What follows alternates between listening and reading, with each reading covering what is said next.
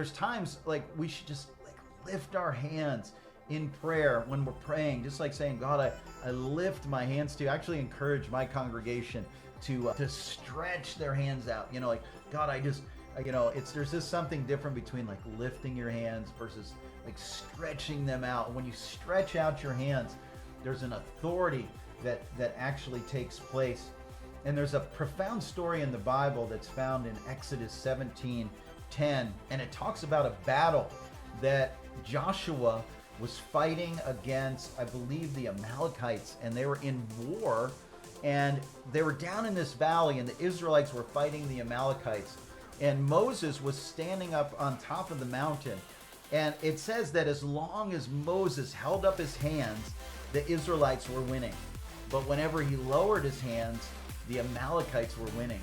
Now the Amalekites represent the meaning of the Amalekites is those who exhaust. And they're actually oftentimes a picture of the fleshly nature.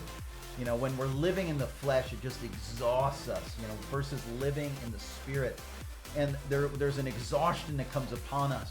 And as they're fighting, the Bible says that two people came up, Aaron and Hur, came up and helped Moses hold his hands up so that the victory would continue. And I believe that we need to sometimes call people alongside us to help us in that time of prayer. We remember the story when Moses faced the Red Sea, and the Egyptians were coming to destroy the Israelites, and they were backed up to the Red Sea. And then Moses is like, he's praying, and God says, get up, stop praying, and he said, lift up your staff and stretch out your hand over the sea and divide the water so that the Israelites can go through on dry land. And that's what happens when we come to this place of like difficulty or challenge. I actually have a staff somebody gave me, and I'll oftentimes like carry the staff around when I'm praying, and I'll just beat on the ground like, Father, I declare this land belongs to you. And the staff is really powerful. And then to hold the staff and to lift your hand up and to believe, like as you're doing what the Bible says to do, there's this greater authority that takes place.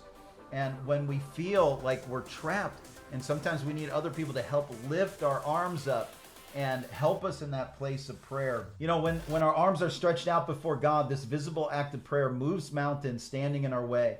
As you come alongside your leaders and pray, the battle will be victorious for an entire region.